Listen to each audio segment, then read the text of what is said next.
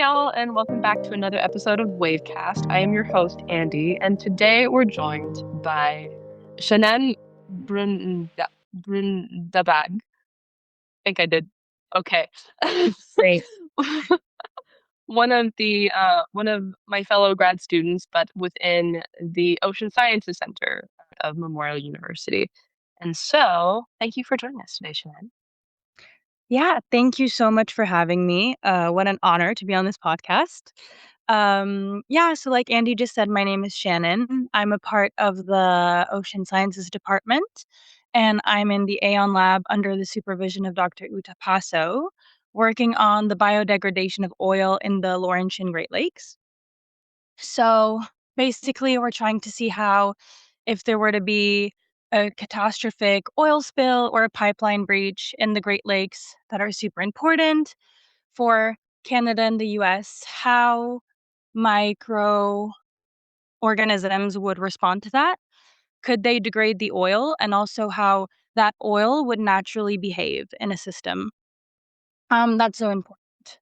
So yeah, we conducted an in situ study, so in the lakes, and then brought some water back and conducted a lab study here in the lab, and really excited to finish my thesis in a couple months. So yeah. Oh my gosh, that's exciting. Oh my gosh, not too much longer than for you. So is there a precedent for like catastrophic oil spills within the Laurentian Great Lakes? Yeah, so I think maybe you and maybe your listeners know quite a bit about the big oil spills in like marine systems. So the Deepwater Horizon oil spill, the Exxon Valdez spill, we heard a lot about those. But we actually do have quite a bit of spills in freshwater and in the Great Lakes, and no one really talks about them. But there was a huge spill in 2010, and they had to relocate people. It took, to this day, they still haven't cleaned up all the oil from that spill in the Great Lakes. Wow. Yeah. So they definitely happen, but we have yet to build good spill response plans for enclosed systems that can hold toxic compounds to that extent. So Mm. that's definitely what motivated this research, and we're part of the bigger Government of Canada project, the multi research initiative. A bunch of universities are tackling different aspects. So I'm very excited to see what everyone has gotten, and I hope it's gonna do something because that would just be great. And so another part of the Memorial University and the Ocean Sciences Center that you were involved with is the OSGSA. And can you tell us what that is and what your general role is in that society? Yeah. So the OSGSA is the Ocean Sciences Graduate Association. So just like any other department, it's our student association where we try to bring our students together, advocate for them, um, make events, and just try to build a tight knit community. And we are such a small department over in Loggy Bay that we do try to be as present as possible for our students. So, for example, I'm the communications coordinator, just like you. So, my role is to communicate any events that are going on. And right now, I will say that with so many students going and finishing their projects, a lot of us are tackling different roles at the same time. And so, yeah, as the communications coordinator, I am one of the core organizers for this conference. So, the symposium for ocean, oh, SONAAR for ocean. Oh no, I have an acronym for SONAAR. Andy, I forgot what SONAAR represents. Okay, it's the Symposium for Ocean and North Atlantic Aquatic Research. There we go. So, can you tell us a little bit about what that is? So, SONAAR is this year's upcoming conference where MIGS and OSGSA um, have combined and joined forces to kind of link our both of our departments. So, okay, a bit of context. The Ocean Sciences Department and the Marine Institute, we are both affiliated with MUN, but I do, in my opinion, we're very far out. And I think some people forget about us and forget about the ocean research that is happening in Newfoundland.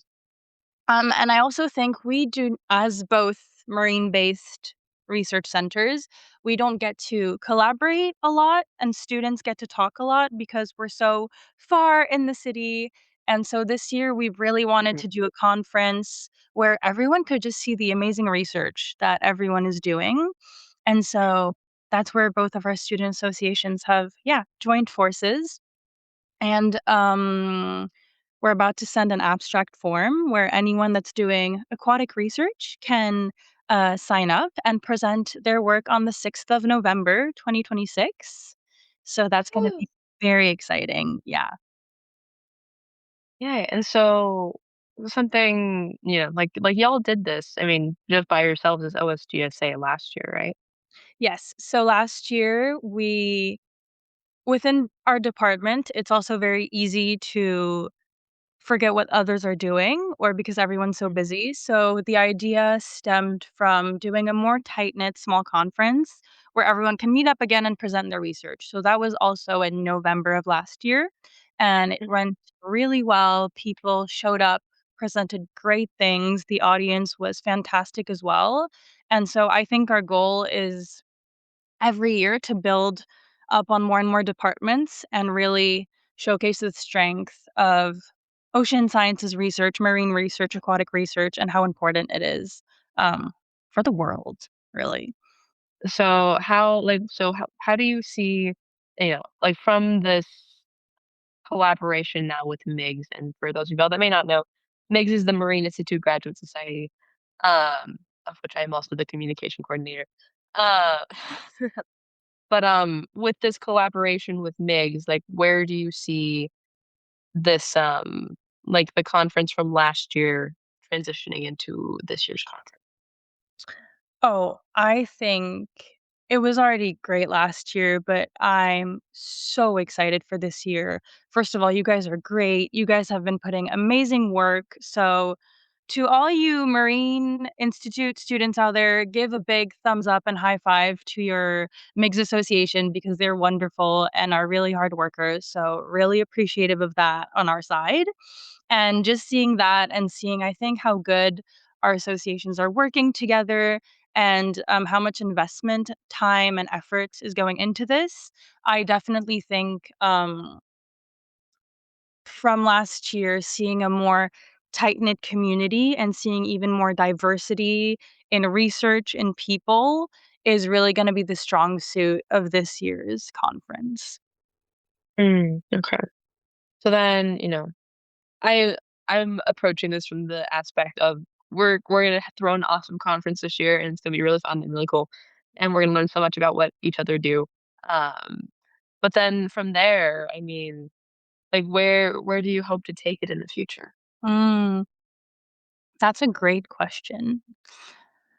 First off, I think it would be amazing if following that conference, maybe we get more student engagement. And for example, we were talking about it earlier, but if students want to present more and more of their research on this podcast, just have more communication following that conference of what people are doing.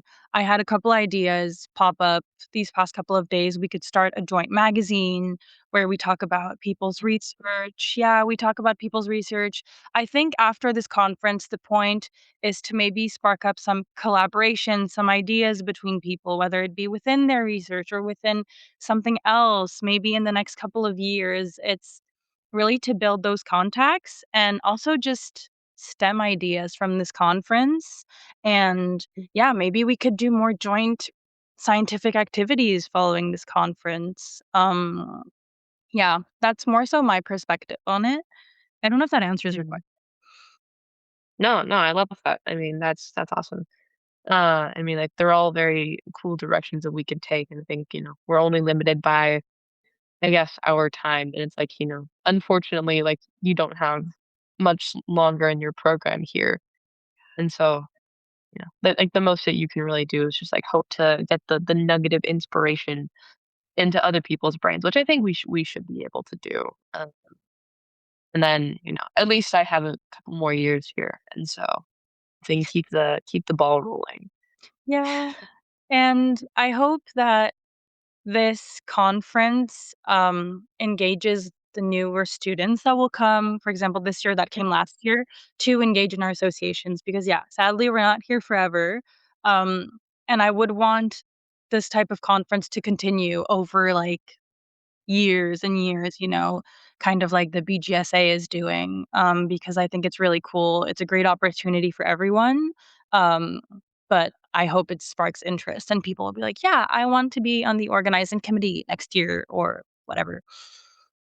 Totally. Now, I was actually just thinking about this as you were saying it, but like, do you see the potential for this to extend beyond MUN? If we have the financial capacity, I could I think so because for me, a conference is a lot of things, but I think passion, motivation, and drive are very key elements. And I think we already have that. I think we have already very passionate students and researchers within both of our departments, within our student associations. And I think maybe not, for example, next year, but maybe in the next couple of years when we've really like built solid grounds, solid foundations of how to organize this conference and see like what the turnout is, contacting Mm. people, maybe just starting like within Canada, within provinces that are willing to fly here or whatnot. I could see it becoming a really, yeah, great conference that could bring other people to come. But that will be people in the future. Sadly, that is not me. So I leave that off to you guys. Sure. Yeah, very fair. Yes, like, do you envision this staying within like like a college slash like graduate level conference? Or do you envision like, in this whimsical future where we have everything that we want? Uh, I Or think just in to in a perfect world, it would be amazing to also have the undergrads be able to come to a conference like this. Um, is that what you mean, or do you also mean like industry or whatnot? it could be either direction. Yeah. I, in a perfect world, would love for everyone to be able to come. If I stay within university, for undergraduates, like whether course based or research based, to come and participate in the conference, I think that would be really beneficial for them. Mm. Um, Also even profs, just coming, and then if people from, NGOs or industry would wanna come, it's always very beneficial to have different perspectives, an academic perspective, an NGO perspective, an industry perspective. Mm. I think that is always beneficial, and that would be great for a conference like this, especially that you guys are very much affiliated with DFO as well. Yeah. It would be great to be able to, have, a couple of them come over. So, yeah. Yeah, I definitely think this conference, if it goes well this year, has the potential to thrive in the future in different directions. Mhm. All right. So can you tell us actually a little bit more about just like the little bitty details of the conference? So we already have the date, which of course is November 6th. Um, but what can you tell us in terms of just like accessibility to people and how they can um hope to engage with it if they should choose to? Yes, so, the conference is set to be the whole day of that November 6th. So, we're expected to have an early start so that as many people as possible can participate. So, let's say if you wish to present, right now we're thinking of doing, I believe, around 10-minute talks. So, 8-minute talk plus 2 minutes of questions. But if right now doing a talk is not really for you, you could do a lightning talk or you could do a poster. And we have, for those of you that might know it, the Core Science Facility building. We're set to have the conference in the Whale Atrium in those two big conference rooms, and the poster session will be in the atrium itself. So pretty large. So if we have a lot of posters, we have space for everyone. And we're planning to have a lot of wiggle room for talks as well. So, really hoping people engage with that. And also, if you don't want to present, well, we have a lot of capacity for you to just come and listen to the talks. So, that will be very fun. And also, for those students that want to mingle after, we are planning a student social at the Breezeway right after the conference. So please come for that. That social is really made so that us OSC students and MI students get to engage, get to relax after the conference. And yeah, I don't were there any other details I missed, Andy, in the during that day? There will be food, obviously. We're expect Woohoo! Yeah, we're expecting, judging for those of you that want to, be able to win a prize or an award for best presentation, there will be judging, but it is not mandatory. That will be completely up to you, just, so you guys know. Um and yeah, a lot of little fun surprises too during that day. I don't wanna give too much out. Ooh, and then is there a barrier to entry in any capacity? I'm thinking, i.e., what does it cost? Slash, does it cost anything? Oh, yes. No, it's free. You pay no money whatsoever to attend Ooh, or to present or both. So come. Free food, free presentation, free mingling. It's the best of all worlds. hooray! Let's see. Yeah, yeah. To learn more, you could either email Migs, so that's Migs at Migs at mi.mun.ca. That is our email. You will reach me, because I'm the communication person. So, and then, is there anything else you want people to take away about you, OSGSA, or SONAR, which is our Epic conference coming into? Yes. I think more so for the conference, a message to maybe all the students, but the newer students, please do not be scared to present. Um, I know that sometimes it can be stressful because you don't really know if you have enough material to present or it's the first conference. Um, we're all in the same boat. This conference is really made to have a supportive community so that we all see the wonderful research you're doing. If you're only at the proposal stage or just starting it, do just a poster, but really present, show your work. It's really a great opportunity for a laid back conference to be able to do this, within 2 departments that are generally working on the same thing, i.e., aquatic sciences. So, yeah, that would be my biggest take home message. And I'm very excited to see you all there. Yay, I hope y'all are gaining some excitement for this because it's gonna be a lot of fun. We've been putting a lot of, I wouldn't say blood, sweat, and tears necessarily. I hope there's no blood in this, Not like, yet. if this has all been digital yet. Maybe sweat, definitely sweat, maybe Yeah. some tears, and probably more between now and November, but it's all fun. It's all for the love of the game. But anyway, thanks so much, Sanan, for joining us today and chatting with us about Sonar and OSGSA.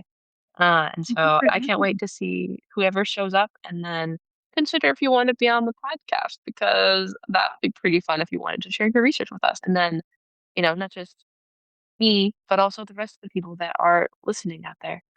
And so thank you all for your continued support. If there's a story you want to tell us or one that you want to learn more about, please reach out to us over at the Marine Institute's social media pages or by email at wavecast@mi.mun.ca. And until then, stay wavy, my frogs.